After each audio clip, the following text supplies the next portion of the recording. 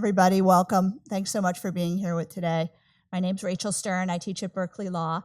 And on behalf of the Center for Chinese Studies, I just wanted to welcome Kaiser Kuo and the Sinica podcast to Berkeley. We're so excited to have you here. Kaiser is a Berkeley alum, so we're always proud and happy to welcome him back. And what we're doing today is a live taping of the Sinica podcast. For those of you who don't know, I imagine most of you do know, but just in case, it's my go-to podcast to listen, to feel smarter about China. It's bailed me out of many tough situations where I had to lecture on a topic that I didn't know a lot about. So thank you for that, Kaiser. There's 500 episodes, and we're so pleased to have him here with us today, and also Jessica Chen Weiss from Johns Hopkins and Ryan Haas from Brookings to give us the view from Washington, D.C. on U.S.-China relationship during the new Trump administration. Kaiser's going to introduce Jessica and Ryan in a minute, so I'll just get out of the way and let the show roll. Thank you for being here. Thanks, Rachel. Thank you so much. Hey, so a couple of notes of housekeeping first. We will leave time for Q&A, but that's not going to actually be in the recording because I won't be able to pass around microphones and get you all in, but we will definitely leave time for that. We'll wrap the show before that actually happens, and we'll do a sort of fake ending where, you know, you need to applaud. And speaking of applause, this is a live taping, and so we need to sound like there's about 6 times the number of people who are actually here. So, you know, when I say, you know, you'll know what to do. And I want a lot of hooting and hollering and whipping, but not from you guys, because that'll be too loud in the microphone. So you guys have to stay stern while that happens. Besides that, my God, I am thrilled. All right, here we go. 3, 2, 1. Welcome to this special live edition of this. I am recording. Okay, good. I double check. Always good to double check because, you know, I don't want to do this for nothing. All right. 3, 2, 1. Welcome to this special live edition of the Sinica podcast coming to you from the University of California, Berkeley. Hello, Berkeley.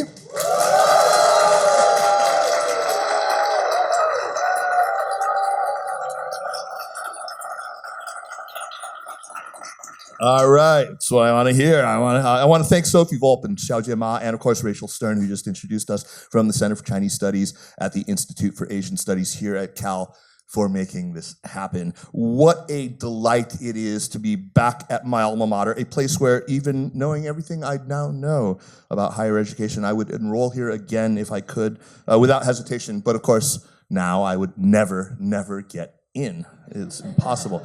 Anyway, Cal absolutely made me the person that I am today. My 4 years spent here were just some of the best and most memorable years of my life, where I made friendships that have literally just endured to this day. My best friend, you know, freshman year in the dorm, Spence Black Hall, room 107, in Unit 3. Yeah, all the way to today. Ate way too much Blondies and Top Dog. I'm still definitely going to get up there and eat some Top Dog while I'm here. So in this program, of course, as you know, we look at books, ideas, new research, intellectual currents, and cultural trends that can help us better understand what's happening in China's politics, foreign relations, economics, and society. Join me each week for in-depth conversations that shed more light and bring less heat to how we think and talk about China. Sinica, of course, is supported this year by the Center for East Asian Studies at the University of Wisconsin-Madison, a national resource center for the study of East Asia. The podcast is going to remain free. It's been free. It will always be free. But if you truly value the work that I do, and you work for an organization that believes in what I'm doing with this podcast, definitely consider lending your support, just as Cal Berkeley has and just as the University of Wisconsin-Madison has. You can get me at sinicapod@gmail.com. I love getting email from people. Email me. If I had to come up with just 2 people who I would entrust with the stewardship of American policy toward China, people who I believe have the clearest picture of the challenges that China does, and just as importantly, does not pose to the United States, who have both the intellect and, just as importantly, the temperament, the skills, the analytical ability, the whole package, those 2 people undoubtedly would be Jessica Chen Weiss and Ryan Haas.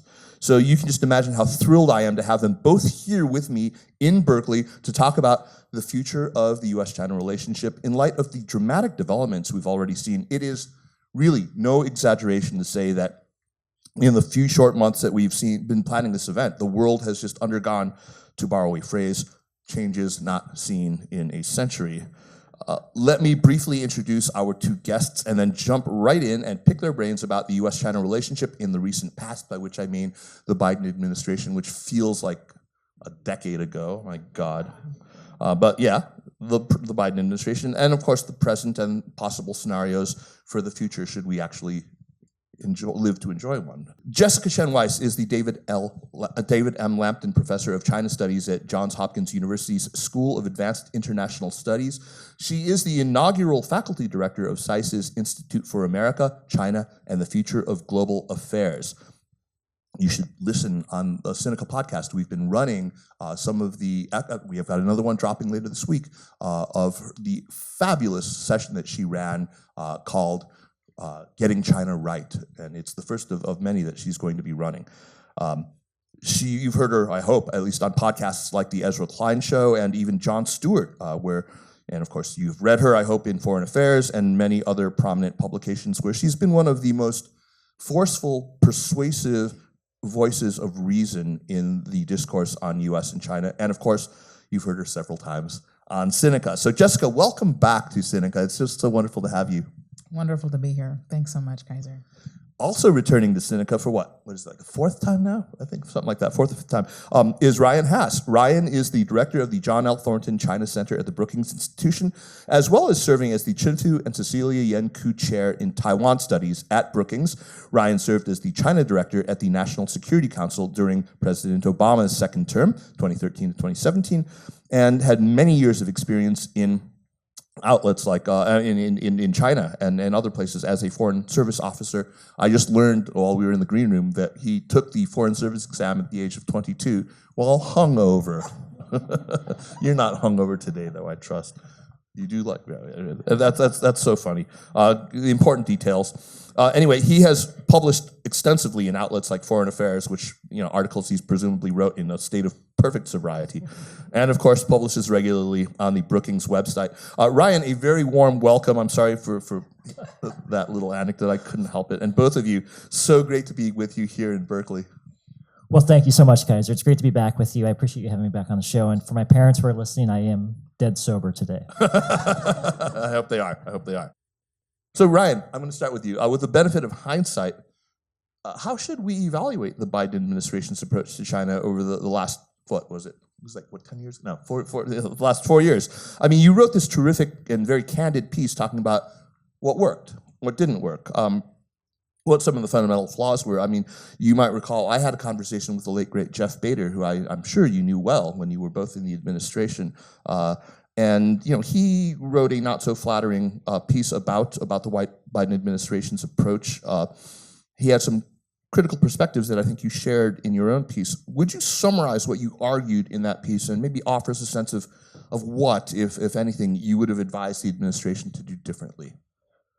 Well, thank you, Kaiser. The piece actually was dedicated to Jeff Bader, Right. and so he was a mentor to me and to others in this room. The basic premise that I tried to advance was that on the merits, the Biden administration did pretty well. When they left office, alliances were stronger. The American presence in Asia, in Europe, and elsewhere was in a stronger position than it was when they arrived. And the American economy on a relative basis was in a much stronger position than it was when they arrived in office. So on the merits, I think that they did pretty well. However, I think that they came up short in a few areas. My two big critiques are, first, that they prioritized politics above policy and strategy. Whenever there was a tension between something that could be politically advantageous and strategically misplaced, or vice versa, they always erred on the side of politics over policy and strategy. That was my first critique. The second critique basically was a critique on storytelling, that promoting an idea of pursuing a steady state of managed competition isn't an idea that rolls off the tongue particularly well. It's not something that inspires people to rise above their seats and to sacrifice in service of the common good. They missed an opportunity to tell a story about why Americans should care, what we should care about, and what we should be trying to accomplish in our competition with China. And when there is no affirmative vision, when there is no story to be told about what we're trying to achieve and why, we often have a vacuum that gets filled by what China is doing to us. and it makes Americans feel vulnerable. It makes us feel insecure. And when we feel insecure and vulnerable, we feel like we have leaders that lack strength. And it creates a vicious cycle that leads us back into a dynamic where politics drive policy, which is where, unfortunately, I think we ended up. Very good.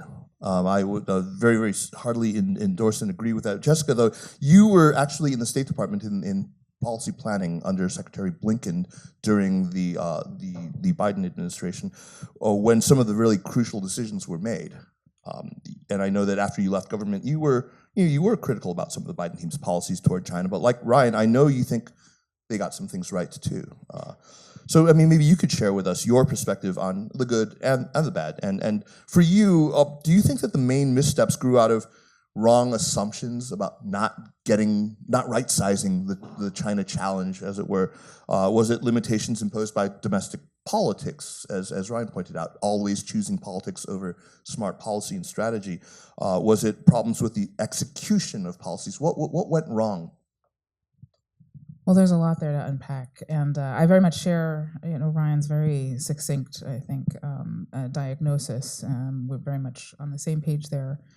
I think that's to start off with. I think, one of the things that the Biden administration did right, I think, was to try to restore American standing and leadership in the world, build back the trust of allies and partners, that the United States could be a credible force for good. Of course, they were somewhat hamstrung by the ability to do more with less, right? And I think that the domestic politics there, particularly in Congress, made that somewhat difficult.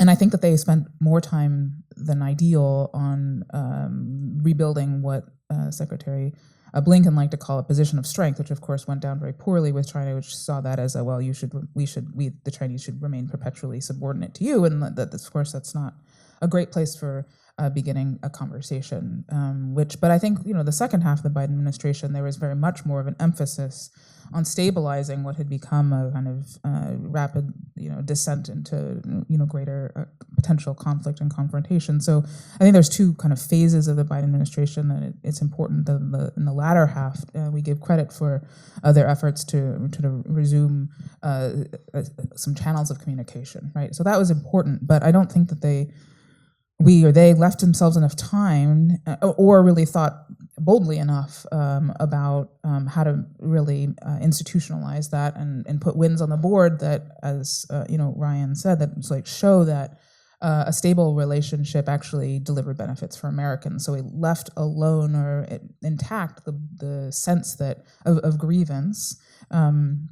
We'll see where diplomacy leads us. What kind of diplomacy between the United States and China we see in the new administration. I think it's pretty early yet, but I think that sort of the fact that there weren't yet enough wins, although I think that they were real in terms of cooperation on counter narcotics and cracking down on the fentanyl precursors. I think that was important, but it was pretty late, and so.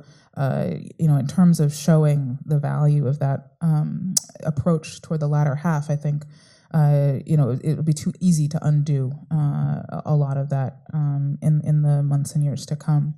So I think that there was and to Ryan's point, I think that the narrative really, the Biden administration really left in some ways unchanged or with some modifications, the narrative that the first Trump administration pursued, adopted of this being fundamentally a strategic competition for what? For, dominance of the world, right? And I think that one of the challenges that creates is it sets up a zero-sum competition between the United States and China for something that I'm not even sure that the United States or China really wants anymore, right? And of course, dominance, we can say, we want to be number one and thump our chest, but truly leadership of the world, I feel like we may be, that we're chasing something that neither the public and either country is really, prepared to undertake and support. And so right now, I think the fragility of that narrative, we're starting to see sort of come undone in this new phase, but I think it was already, underpinning some of the hollowness of the U.S. effort under the Biden administration to lead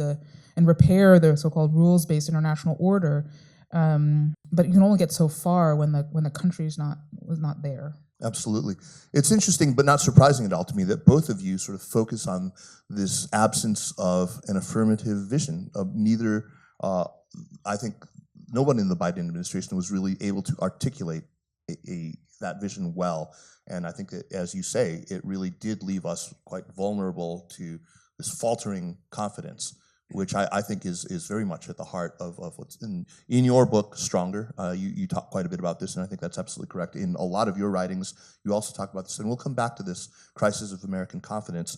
But speaking of crises of confidence, the other question, of course, I mean, the thing we want to move on to from the Biden years is into the grim reality that we now face. Trump has been in office for only, 10 weeks now? But already his administration has upended American foreign policy in just the way many of us feared, but few of us had actually anticipated, it feels like. His foreign policy record in his first term was, as erratic as that was, looks pretty tame in comparison to what we've already seen. I know that both of you have been asked this. I know I have too, been asked variations of the same question far too many times just since November, but even before that. But from our current vantage point, and I'll supply the caveat that we all feel pretty much obliged to offer, which is, to it, given that we just can't know anything that will, about what's going to emerge from the chaos of this administration, or indeed, the chaos of Trump's own internal thought process, such as it is there an outline emerging? Is there a consensus that's forming? Is there at least a general direction that is now discernible in Trump's China policy? And does a smart analyst, what does a smart analyst look for? Should we be looking for to try to capture the shape of this thing? Let's start with you, Jessica, but I'd also love Ryan's take on this.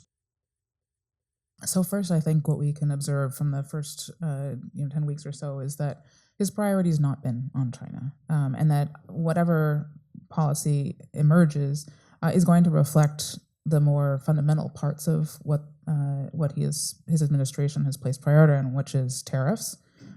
Perhaps belief that they are a good thing intrinsically and maybe to be used as leverage, but I think the signs are that maybe this is actually a tool that is sort of seen as intrinsically useful for their revenue or reshoring of jobs, et cetera. And the other is sort of a disdain for allies. And I think that will very much, there may be, in the president's own words, there may be efforts to establish a very, constructive relationship with China or with Xi Jinping in particular. But that does not seem to be where the muscles aren't moving yet in that direction, but they are on these other. I think that the U.S. position is fundamentally going to be informed by, and of course the Chinese perception of American foreign policy, not to mention the rest of the world's perception, is going to be, I think, shaped by these kind of fundamental components. So the Biden administration was very much allies, partners first, and invest and align, right, and then compete. Right, and I think that this administration absolutely is not on board with the align. Although there may, American alliances are hopefully somewhat robust. I mean, I think they may not, fall apart that easily.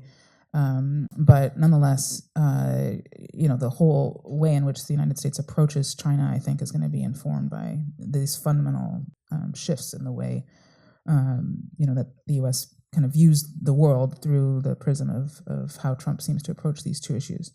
That said, I think that the emerging contours of there still are some actions and words on China, and here I think that it's still the jury is out on which of the different potential interests or influences will win out. And maybe Ryan wants to run down the list.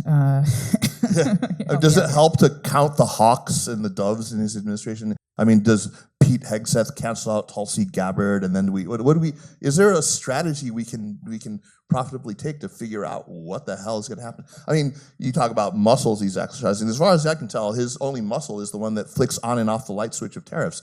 It's like, this is a great strategy. Why don't we just change our strategy every couple of 48 hours? Let's just turn the tariffs on, turn the tariffs off. He's like my grandnephew when he was like a year old. He likes to light switch on and off. Well, okay, Kaiser, let me try to take a serious stab at this, which is that if I close my eyes, turn off my emotions, I've finished sort of yelling in a dark room by myself for a little while. We've all done that. and think about what is it that President Trump is saying. I think what he's saying is that there are three big things he wants to do. The first is he wants to reindustrialize the United States. He believes that we've become hollowed out as a country. We're not building and manufacturing enough. China is manufacturing and building too much. We need to consume less, build more. So that's the first thing that I think he's trying to do. And doesn't diverge from what the Biden administration wanted to do. And reindustrialization was a priority for us too. The second thing I think that President Trump wants to do is to regain control of our borders. He believes deeply in sovereignty, in our ability to control what comes in and what comes out of our country. And we see this with his emphasis on immigration, also with his emphasis on fentanyl. The third thing that I think he really wants to do is avoid war. And this is somewhat counterintuitive for a guy who sort of beats his chest and tries to play the part of a strongman so much. But if you think about and listen to what he's saying, he has a deep, deep aversion to the idea of conflict, especially conflict with nuclear powers. And this is an area where I think that Donald Trump and Xi Jinping have something in common, and maybe we can come back to this. But that's at a macro level what I think President Trump is trying to do. The next thought is that he doesn't run a typical government. A typical government has a process between departments and agencies. They convene in the White House Situation Room. They develop recommendations. Recommendations move up a ladder of levels until they reach a president for his or her decision. That isn't how this runs. This runs like a palace court where he sits in the Oval Office. People sort of shuffle through over the course of the day. He has a series of conversations. Over the course of those conversations, decisions get made, and then things move out. And so it's hard to, in sort of a classical sense, looking at government, discern what is happening on the basis of what the Department of Defense or the Department of State or anyone else says, because it doesn't matter as much anymore. Right. What matters is what happens in the orbit of Donald Trump. And that leads to the final thought, and I'll turn it back to you, which is that I don't think that Donald Trump has some grand conception of American strategy in a changing world. I think that he has a view of international relations as a very personalized exercise. So in that sense, U.S.-Russia relations are his relationship with Vladimir Putin. U.S.-China relations are reflected by his relationship with Xi Jinping. And so there may be days when his administration publishes reports or memorandums that suggest that policy is going to move this way or that way. We've already seen evidence that he doesn't feel terribly bounded by things that his administration does. His administration, a week and a half ago, released a big document talking about investment restrictions in China. And the next meeting that he had in the cabinet room, he basically said, yeah, I don't care about what they wrote. What matters is what I say. And I want investment from China into the United States. And so we really need to pay attention to what he says and what he does, because he is ultimately America's desk officer on China. And in that vein, I think that until he has an opportunity to sit down with Xi Jinping and sort of sort out the level of ambition, the direction, the scope of the relationship moving forward, we're going to be in this sort of this murky, ambiguous phase, in large part because I think he wants to keep space open for the conversation that he plans to have with his Chinese counterpart to sort of sort things out and move things forward. Exactly.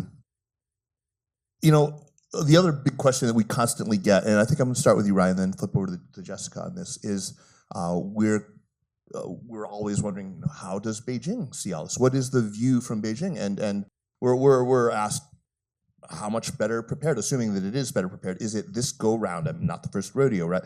The two meetings concluded very recently. We all studied Li Qiang's speech. I hope, like a good sinologist, we all studied Li Qiang's speech. We know, we saw, the utterances, the cryptic utterances of Xi Jinping. We know that the foreign ministry has responded to the announcement of the additional 10% tariffs on Chinese imports in a pretty spicy way, I think we would all agree. And we all talk to people who are quite well placed in China. So let's try, as far as it's possible, to get specific and not just talk in generalities about what we've seen. So Ryan, again to you, is Beijing readier for Trump 2.0? I think Beijing is readier for Trump 2.0 than they were in the first instance. They've had 4 years to prepare themselves for this moment, and I think that they have a plan in place. I've seen some people suggest that Beijing sees this as a giant opportunity to sort of expand its influence and its footprint around the world. Maybe, but my guess, having been around Xi Jinping, is that he would prefer a predictable, steady dynamic rather than an unsteady, unpredictable dynamic. So I think that this is discomforting at a minimum for our Chinese counterparts. But the big point I guess I would leave you with is that I don't think that the Chinese believe that they have a ton of capacity to change the trajectory of things right now. In other words, they don't think that if they change wording of some document, or if they provide some technocratic fix to a economic problem, that all of their issues will go away with the United States. I think that they feel like this is a structural issue that's not going to resolve itself anytime soon. And in that respect, their view is to make virtue of necessity, to use the pressure that the Trump administration is providing to advance and accelerate their own agenda, their own plans, whether it be on self-reliance, investments in science and technology, diversifying trade and investment relationships with others around the world. This is, they're trying to use the pressure from President Trump to propel their plans forward rather than to fight against President Trump on every issue every day. I think we're talking to the same people in Beijing. I mean, because that's very, very much the read that I'm getting. And I wanted to turn over to Jessica. This is something that Ryan talked about that we hear a lot from people who maybe are not talking to those same people. Beijing is gleeful. Beijing is rubbing its hands in glee at this opportunity. This has just been a gigantic windfall. They can do nothing and win. We've all seen that meme of this sort of large lantern-jawed kind of cartoon Xi Jinping sitting there with a grin on his face and says, "Do nothing, win." Maybe you've seen it. I don't know. You don't spend as much time trolling these stupid social media sites as I do. But the Trumpian anarchy, the disruptions to longstanding alliances, all of this stuff, the abandonment of security commitments, the de-emphasis or at least the devaluation or the abasement of American values and of ideology. China's long pined for genuine European strategic autonomy. Now it looks like it's the chance. Finbar Birmingham from the South China Morning Post, who's going to be on the show not too long. He wrote a piece the other day where the lead was that something along the lines of Chinese diplomats are now wandering around the European capital saying, "Well, your best friend has abandoned you. Let's rebuild the world order together," right? Who knows whether this is true? But again, I tend to see things more like Ryan does in this case, that there isn't that glee in China, that they are not only do they maybe not have those ambitions, but they don't have that capacity. What's your take on that? So I think, as they would say, that the risks and opportunities are entirely entangled, and it's difficult to separate. There are certainly aspects of the new administration's policy that are welcome, I think, both for kind of quitting the field in certain respects, weakening the transatlantic ties, dismantling the National Endowment for Democracy, all these explicitly kind of attacking kind of and dismantling the support for groups that had supported things like China Labor Watch, et cetera. On the other hand, I think that they're quite uncomfortable and worried about the potential escalation and also the need to respond to things like the tariffs that have continued to mount. And we may, in this room, think that what comes out of the State Department doesn't mean anything because the president ultimately is the decider. But the omission of the U.S. not supporting Taiwan independence from the recent fact sheet has, I think, caused quite some consternation in Beijing, which, as they're thinking about how do we respond to this, and I think that there's across the board, maybe there is hope that someday the two leaders will meet. And they may want to preserve space for that. But in the meantime, they're, one, not getting any traction, and two, the blows are coming. So I think that there's calibrating this need to be spicy, I think, as you say, and showcasing to the Chinese domestic public that the leadership isn't going to just take one on the cheek, but also not do so much that it provokes further escalation. This is a really difficult place, I think, for them, and I don't get a sense of overweening confidence, let alone gloating at the moment. Right. I think it's really interesting how many of the people I've spoken to are suddenly very eager to remind me of how much China benefited from the international order, of which it was this will remind me, a responsible stakeholder and a part of.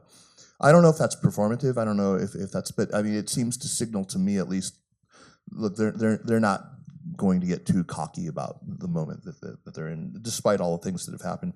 But one of the big problems, and I remember having a conversation with Joe Nye some years ago. We were talking about Graham Allison's Thucydides trap, and he was kind of pooping on it a little bit, even though they're very good friends. He made sure to point that out, but. He said there's another trap we should be more worried about, the Kindleberger trap. I don't know how many people have heard of the Kindleberger trap, but Charles Kindleberger was an historian of economics, and he's regarded as one of the principal architects of the Marshall Plan. And his understanding of sort of the grand arc of history was that in moments where an incumbent power is no longer able or no longer willing to provide global public goods, and the rising power doesn't take up the slack, and the moment he's talking about really is after the end of the Great War in 1918, after Versailles, Britain was unable to have a stable global trading currency, to patrol trade lanes, to provide security, public goods in the world. And the United States, rather than stepping up past bugger thy neighbor tariffs, in the Smoot-Hawley Act, and basically went turtle, right? And the result, according to Kindleberger and Nye, was the rise of fascism. It was, the Second War. It was the Shoah. Is China right now willing and able to take up the slack? Are we going to keep sneering and jeering at the Belt and Road Initiative? Are we going to cheer when it stumbles? Or are we going to recognize that maybe this is the way out of the Kindleberger trap? Well, look, I think that China for a long time has recognized that they face what they call three traps: the Thucydides trap, the Kindleberger trap, and the middle income trap. Mm-hmm, mm-hmm. And of those three traps, I think that we can eliminate one. I'll associate myself with Joe Nye on this. The Thucydides trap is not going to provide a guide to the future of the U.S.-China relationship. That leaves the Kindleberger trap and the middle income trap in front of the Chinese. And the Chinese have a real problem here. Because the United States has been the supplier of public goods for the international system for 70 plus years. And now all of a sudden the United States is withdrawing from that role. I don't think that China's prepared. I don't think that they're capable of filling a vacuum that might emerge.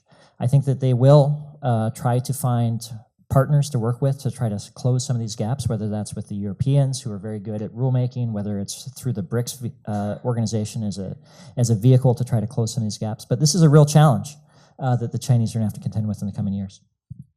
Jessica, one of the more conspicuous shifts has obviously been in the U.S. posture toward Ukraine and Russia. In view of Trump's quite sudden volte-face, how is China adjusting its approach to the war itself? I mean, I quoted Finbar Birmingham just about your best friend has abandoned you, let's uphold the multilateral order together.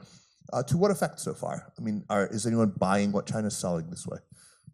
Well, I do think that you're seeing signs of a thaw in European, attitudes toward China out of necessity. Not that their position has changed, and concern about China's support for Russia. But now that the United States is, making common cause with Russia against Ukraine, I think that they're realizing that they need to be a little bit more diversified.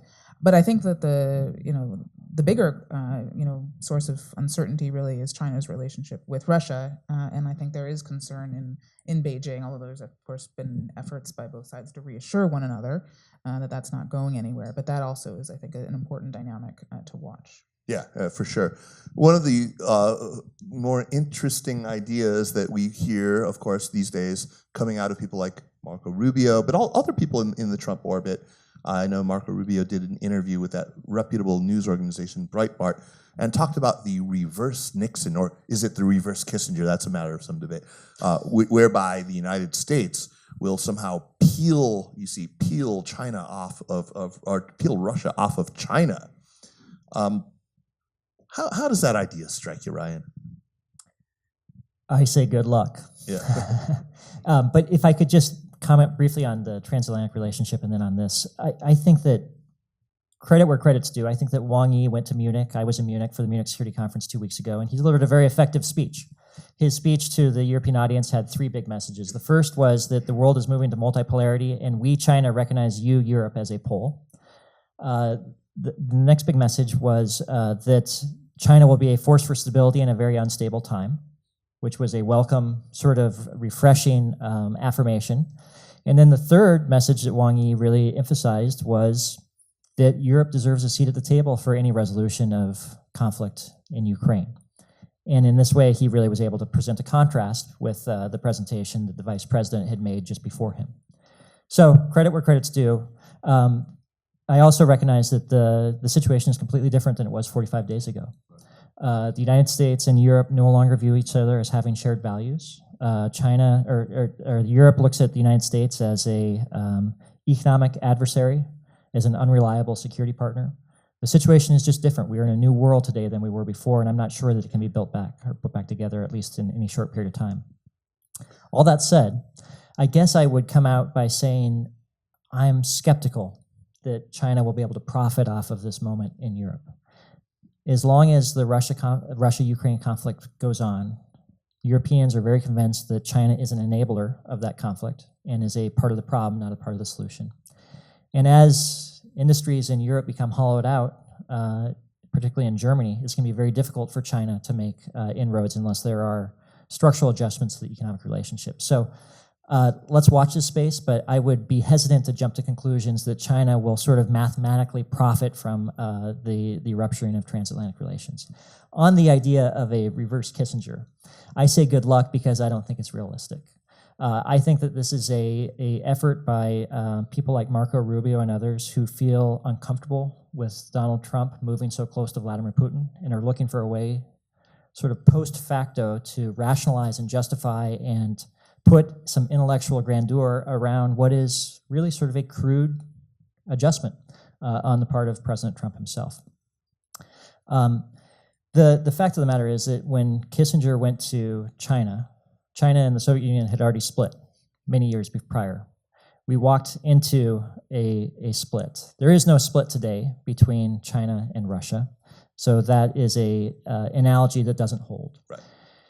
I would also add, and I'll stop here, I would add that I think that Vladimir Putin and Xi Jinping think in longer time horizons than 3.5 years. And as much as it may be satisfying for them to have the sun shining on their face with Donald Trump for 3.5 years, they can't have any certainty as to what will happen after him. And so it would be asking a lot of either of those leaders to abandon their relationship for a short duration benefit that may be reversible.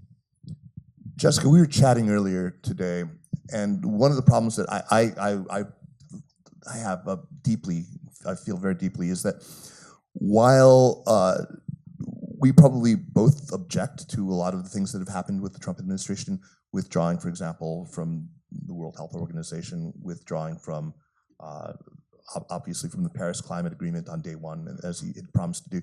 We're not surprised by any of this. But it seems like even reasonable people, keep framing this and arguing against these moves. The dismantlement of USAID comes to mind, in terms of ceding victories to China rather than just sort of on their own merits as policy. Share your thoughts on this? So I very much, agree that this is a poor way to frame it, in part because sort of on the merits in terms of analytically, I don't see China being there, stepping out, ready to provide the public goods that were previously provided. They're not filling the void. Of course, they're going to continue to do the things that they were doing already, and sort of once you remove American presence and largesse, then you have the field changes a bit. But I don't think it's necessarily a win. And then secondly, I think that it continues to fail to answer the question: what is the benefit for Americans at home of America continuing to invest in infectious disease surveillance, of conflict prevention and stabilization? Like, what are the spillover consequences of problems beyond our borders to Americans inside? And until you've answered that question, I don't think that the argument about losing the competition to China is going to matter. It's not going to resonate. And I think that's in part what we saw. I mean, Donald Trump didn't campaign on competing or out-competing China in the way that the Biden administration had framed it. That wasn't the argument, right? And so I think that the effort to, while I think that, of course, I have a lot of problems with the way in which the administration now has attacked and dismantled these agencies, that trying to fight for them on the basis of, well, this is a gift to China is going to be ineffective, and I think it's also analytically off the mark. Right. A lot of this is sort of an arsonist has burned down our library. Now that other guy has more books than us. I mean, oh no, I mean, that's a real problem. Let's move to the Western Pacific here. And Jessica, we've talked about how the Biden administration at least understood the importance of alliances, even if we might not all agree on how the administration leveraged those alliances in the region. But let's talk about how the Trump administration's approach has really raised serious concerns among our traditional allies in the region: Japan, South Korea, the Philippines, Australia, New Zealand. And we've just seen Chinese naval vessels conducting live fire exercises in the waters between Australia and New Zealand. Tasman Sea transiting, actually the Australian EEZ. What is the sense in the region, and how are various countries among these U.S. allies, but also in ASEAN states who are not formally allied, how are they navigating? I know it's a very big question, but how are they navigating this very uncertain time that's been brought about by these Trumpian policies? Great question, and I think there are a lot of different facets to this. I think, on the one hand, there's sort of a relief that this is no longer the United States trying to divide the world up into democracies versus autocracies, which never went very far in Southeast Asia. On the other hand, you have real concern amongst U.S. allies that they are going to be extorted or abandoned. And so there's a lot of effort to, make nice with and appease and affirm the relationship with the new administration. And then, I think, finally, I think that there's a continued concern about a potential kind of, withdrawal, I would say. But I would say that there's also no kind of homogeneous response. So in each of some of these countries, there's actually quite a number of fans of Trump, and so there's pro-America, pro-Trump kind of contingents that are now really giving voice to those sentiments. So it's a mixed bag, and I think we'll have to see how this evolves. I do think that the concerns about the American security guarantees might have really troubling consequences for proliferation. Yeah. But it's early days yet. Understandably. I mean, I would love to put that question to you, but in the interest of time, let's move on to talk about specifically Taiwan, something you work on really extensively, Ryan. You had a recent great Twitter thread about Taiwan's reaction to Trump's shift on Ukraine.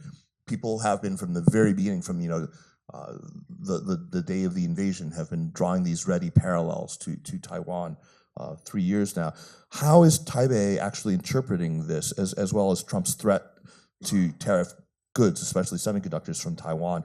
And what does it tell us maybe about how allies more broadly are recalibrating their expectations of Washington, but maybe more specifically about Taipei itself? Well, thank you, Kaiser. I've had a lot of interaction with friends in Taipei in recent weeks, and they're pretty jarred by what's happened, and for reasons that I understand and that I empathize with. I mean, we have, in recent weeks, sort of turned on our head a longstanding policy as it relates to Ukraine. We are sort of turning our back on a friend under fire. We're showing ambivalence about standing up for a fellow democracy, and so all of these things have parallels that resonate very deeply with our friends in Taipei, who are worried about something happening to them as well. But here's what I try to tell my friends that will listen, which is that the analogy is imperfect and it shouldn't be taken too far between Ukraine and Taiwan, and there are a few reasons for that. The first of which is that geography is very different. Ukraine has a land border with Russia. There's a lower barrier to entry, so to speak, than there would be in the case of a 100-mile moat between China and Taiwan. The second difference is simply that the United States has a law on the books, the Taiwan Relations Act, which compels us to maintain certain capabilities and puts Taiwan in a very unique category of partners around the world. And then the third difference, which is really sort of the most foundational and fundamental difference in this current moment, is that the United States can't achieve its goals without Taiwan any more than Taiwan can achieve its security without the United States. Whether we like it or not, we both depend upon each other. The United States, President Trump's goal is to reindustrialize the United States. It doesn't happen without chips that are produced in Taiwan. 90% of the world's most advanced chips come from Taiwan. And there is just no alternative to getting to where we want to go unless we have a productive, profitable partnership with Taiwan.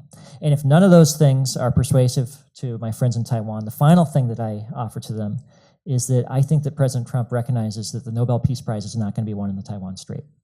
And so I think that he is going to be searching for victories and breakthroughs in other areas than Taiwan. Ultimately, this may all be sort of shallow comfort for our friends in Taiwan, but I think it's something. And I would encourage us not to get too fatalistic about the situation, because ultimately it's important for the people of Taiwan to have confidence in their own future, to believe that they have agency in their own future, and I believe that they do, and that they should continue to maintain that conviction. It's impossible to talk about the U.S.-China relationship without talking about technology and technology competition. So before we wrap up, I definitely want to hit this topic. People have drawn very, very different lessons from what we've seen with the release of DeepSeek R1 in January, which really kind of landed like a thunderclap on the ears, especially just south of here, where we are right now. Some have proclaimed that efforts to starve China of key technology imports have simply failed. That this is the proof, right? That all we've done is lit a fire to Chinese ingenuity. That they've redoubled their efforts, and look what they've already done in such a short time. Other people say we need to double down. That we just need to build out a bigger yard and a higher fence, right? That's so. I guess I'm curious what you expect the Biden administration. I'm living in the past. What do you expect the Trump administration to do? Which tack do you think that they're going to take, if either, or something entirely unexpected? Jessica, why don't you start? I mean, if I had to guess, I think that they would lean in the direction of expanding the yard, making the fence higher, closing the loopholes. But I think that there's, really a need for, greater thinking around the efficacy of a, export control centric strategy with the end goal defined as maintaining a large lead over China as possible. That's language that Jake Sullivan used. I think J.D. Vance has something that's his own version, but nonetheless, it has a lot of echoes of that. And I would recommend a recent conversation that I think that we held at SAIS on the evolution of AI, and in particular what it means to be in the lead, and how far behind we really can keep China, given DeepSeek, as well as just the evolution of technology and its use cases. Because if we can't really maintain a very large lead through export controls, even if they have been somewhat effective to date, and that the whole board on which we are playing looks a little different, then we need a different strategy. I don't know, and I don't know that holding China back and running faster ourselves can really ever be significant enough to mitigate the potential dangers, whatever they may turn out to be. And there's a lot of speculation as to how soon we might get to artificial general intelligence versus, regardless of whether we get there or not, what would it mean to have, like 100,000 really smart engineers, in the cloud. And I think that strategically prioritizing that at the expense of the rest, I think is a real mistake. Yeah. Ryan, former Commerce Secretary Gina Raimondo, on her way out, did an interview where she famously said that trying to stop Chinese innovation was a fool's errand. She, by the way, Commerce oversees the very department, BIS, that was tasked with actually executing on. So do you think that we're going to see change? Do you think that the Trump administration will abandon this and will knuckle under pressure that they're getting from a lot of the major, semiconductor manufacturers, from Intel, from NVIDIA, and from abroad as well, from ASML, to lay off? Or do you think they're going to build a higher wall and a bigger yard? Well, it's a good question, and if I had to, if someone forced me to make a bet, I would bet on what Jessica just said. I think the natural instinct is going to be to try to build a higher fence and a bigger yard. That's the instinct that is going to occur amongst President Trump's staff, who want to limit China's advancements in technological innovation and accelerate our own. It's unclear whether that's the instinct that President Trump himself is going to have, and ultimately his views are what's going to matter. And so I would just encourage us to have a bit of humility in sort of forecasting this, because as I listen to President Trump, what I hear him say is that he wants to expand American exports. He wants to accelerate American reindustrialization. He wants to grow the American economy. And his theory of the case for doing so is to strengthen tariffs, to deregulate, and to lower energy costs. That's his theory. Technology is not part of that theory for him. And so it may be that that his team sort of moves forward along the pathway that President Biden and his team have established. But I don't think the demand signal will emanate from the Oval Office. You know, he wants to advance American advantage and to, you know, reindustrialize, and he's recently done a press conference with TSMC and sort of shown off how they've done. But there seems to be a wholesale abandonment of industrial policies that we're only just really getting started, showing actually some progress. I'm talking not just about the Inflation Reduction Act, but also about the CHIPS and Science Act, both passed during the Biden administration with pretty strong bipartisan support. Meanwhile, what we're seeing in China, if you followed what's come out of the two meetings, the NDRC just today announced this massive new trillion-yuan national VC fund that they say will be all about slow capital, that will be for deployment in some of the most bleeding-edge technologies, biomanufacturing, 6G. We're barely 5G here in America, and it's kind of funny. Sometime look up the number of 5G base stations in America versus China. It will humiliate you and shame you. But what's with this? I mean, maybe Jessica, you can start with this abandonment of industrial policy. Is that, am I reading that right? Does that look like where we're going? I mean, I think Ryan's right to caution us against, reading too much clarity here yet. I mean, I do the CHIPS Act the CHIPS folks in charge of implementing that that office is being dismantled. So I think there is emerging a sense of opposition to public sector investment. There is a lot of interest in private, technology companies doing a lot to drive the future of innovation, but I don't know what that looks like in terms of, I wouldn't necessarily call that, well, is that industrial policy? I guess it depends. I mean, is it capture? I'm not sure. But it looks different than it did under the Biden administration, which moved in that direction, but wanted to be very careful about not being seen as necessarily picking winners, or at least not too quickly, and doing it in a, unfortunately, pretty slow way, but because of some of these concerns. But that's what I can see so far. I do want to make sure to leave some time for questions, so I'm going to try to sort of combine some of these last few that I had. And I did say we come back to this idea of an affirmative vision about American domestic politics, and maybe this is a good note to end on before we get to recommendations. Of course, we need to do recommendations. So what should that look like? I mean, what is possible in this administration, or maybe we should start thinking forward to what that would look like on the other side of this, apocalyptic chasm that we're now stumbling into. An affirmative vision for U.S.-China policy. What is the Ryan Hass version? What is the Jessica Chen Weiss version? Well, I'll get us started, but I'll quickly pass the baton to Jessica. And I want to hear what you say on this too, Kaiser. But look, I think that we need to accept that the United States and China are going to be the two leading powers in the world for the rest of the century. And that if the competition is done right, it can push us both to improve and enhance our performance. And that's what we should aim for. Ultimately, the purpose of government is to provide for the safety, the prosperity, and the health of the American people. That's what it's all about. And so the question then becomes, what type of relationship with China best enables us to do that? And I don't think that that's where the conversation is going to be on an affirmative basis in the coming short period of time, but that doesn't mean that we need to stop thinking about and refining our thinking on it, because there will become a moment in the future where the window will open again, and we better damn well have a good answer when it does. Yeah. Jessica? Well, I guess I would say that maybe the aperture is there already, in the sense that there's been a shift, I think, in the rhetoric on both sides of the aisle, that we are now in a kind of post-American unipolar moment, and we're now in a multipolar world where we are one of the most important countries in the world.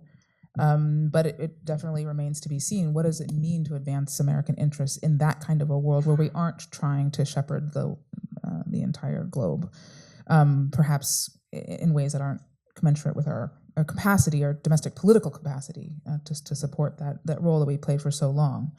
So I think the question is then, what are and then this is very much, I agree with Ryan here, that's like, what are the outcomes both internationally as well as in our bilateral relationship with China that benefit Americans, that that allow parents today to think of that their children are going to have not a worse life than they, but a better one, right? And so I think it's still unchanged, that an affirmative vision is one in which we define success not by outcompeting China, but by doing well by ourselves, regardless of how well China or badly China does, right? And that doesn't mean that we live entirely separate fates. Obviously, there are a lot of issues that beset both countries to differing degrees.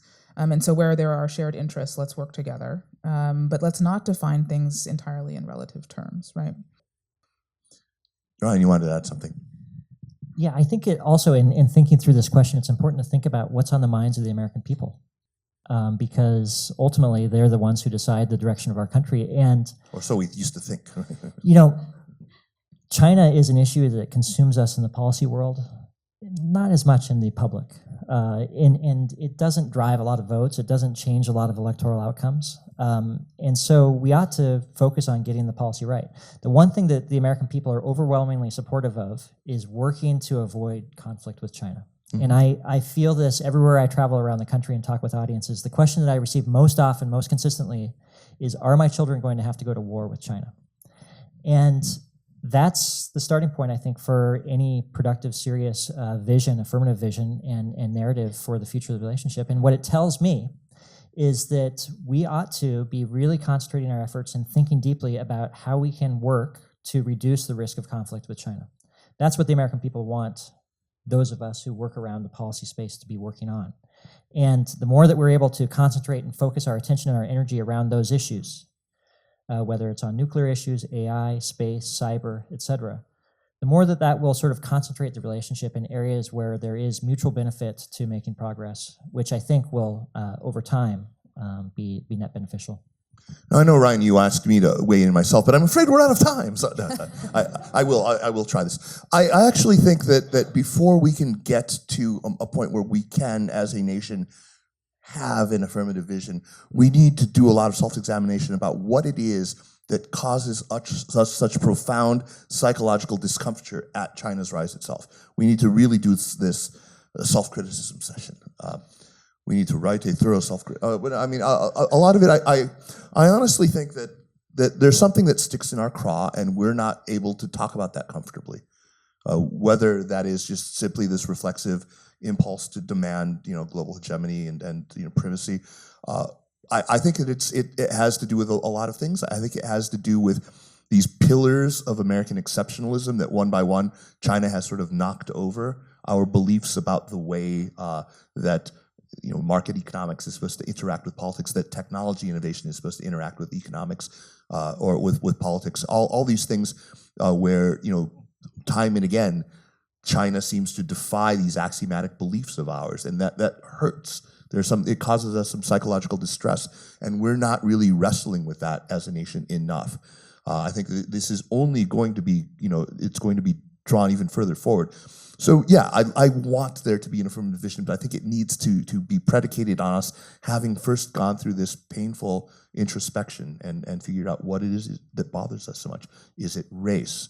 Is it is it the sort of replacement theory fear writ large that, we, like the white man in America, sees this nation approaching a moment where we will be, there will be a majority minority country, and is it that? Does America feel that? And is that the source of psychological pain? So that's where I am. But I want to, first of all, thank you both so much for flying all the way out here from the other coast. Let's give it up for Ryan Hass and Jessica Chen Weiss.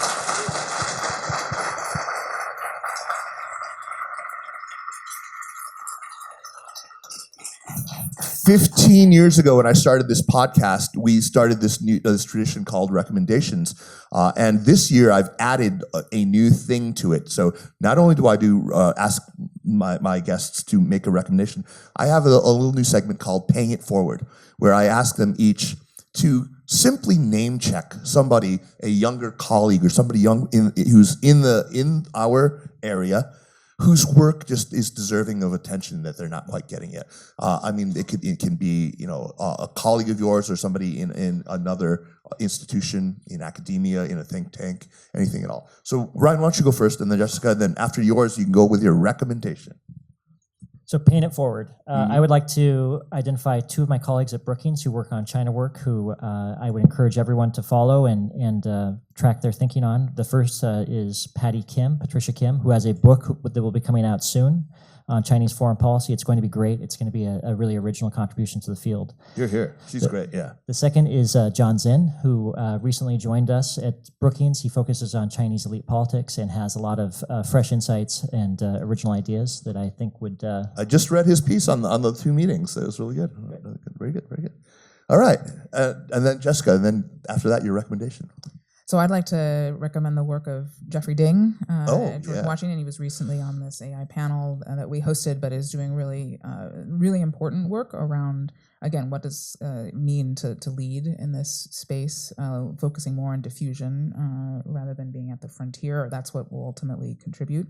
As well as the work of my colleague Jonas Nam, super thoughtful, just came back from the White House Council on Economic Advisors, works on China industrial policy, both in China and in the United States. I didn't catch the name. Jonas Nam. Oh yeah, Jonas. Yeah, of course. Who does on environmental work, right? Absolutely. He's fantastic.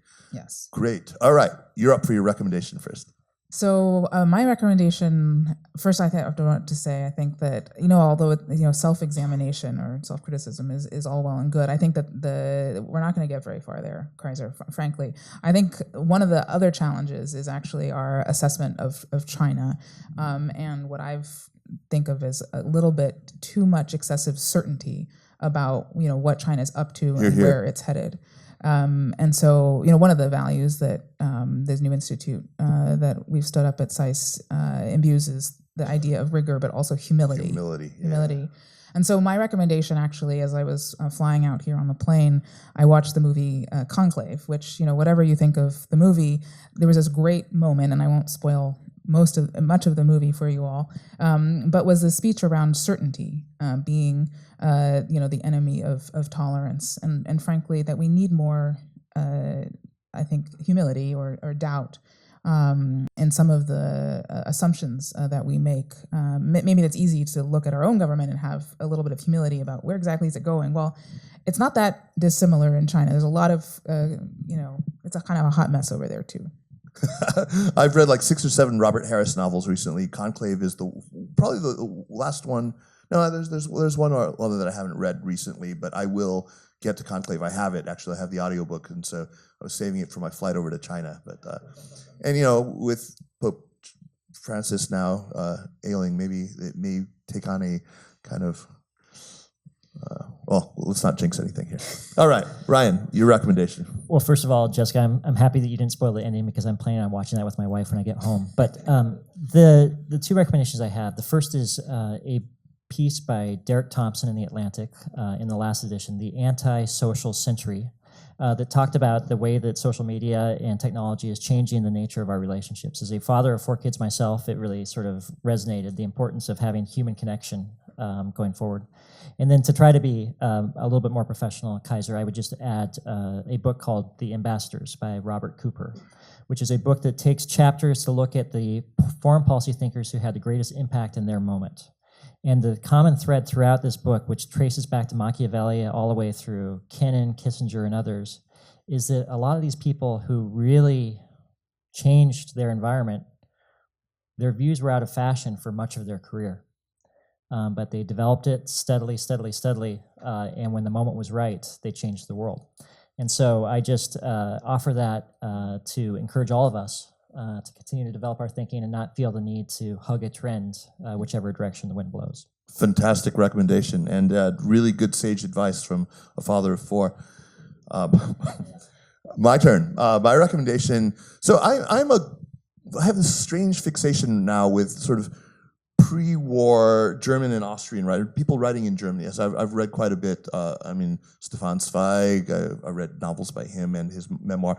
I've read, Thomas Mann. I've read a lot of German stuff recently from the late 19th and early 20th century.